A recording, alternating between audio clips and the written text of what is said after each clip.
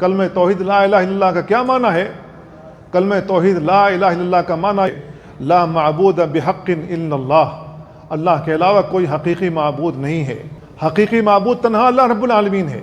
اللہ کے علاوہ جتنے بھی معبودان دنیا میں بنا لیے گئے ہیں اور ان کی عبادت ہوتی ہے وہ غیر حقیقی ہیں۔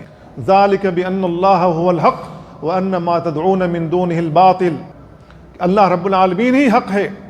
اللہ کو چھوڑ کر جن کو بھی تم پکارتے ہو اپنی مدد کے لیے، اپنی بگڑی بنانے کے لیے، وہ سب کے سب باطل ہیں، وہ حقیقی معبود نہیں ہیں، وہ تمہاری حاجات، تمہاری ضروریات پوری نہیں کر سکتے۔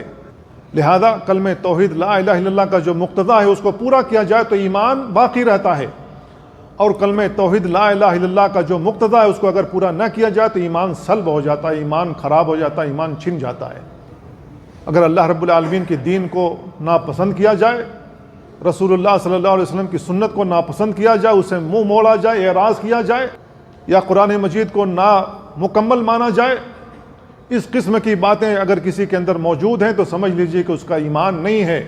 جس طریقے سے کلمہ توحید لا الہ الا اللہ کا اقرار زبان سے ضروری ہے، دل سے تصدیق بھی ضروری ہے، اور عمل بھی اسی کے مطابق ہونا چاہیے۔ اگر عمل اس کے مطابق نہیں ہے تو آپ کا ایمان سلامت نہیں ہے۔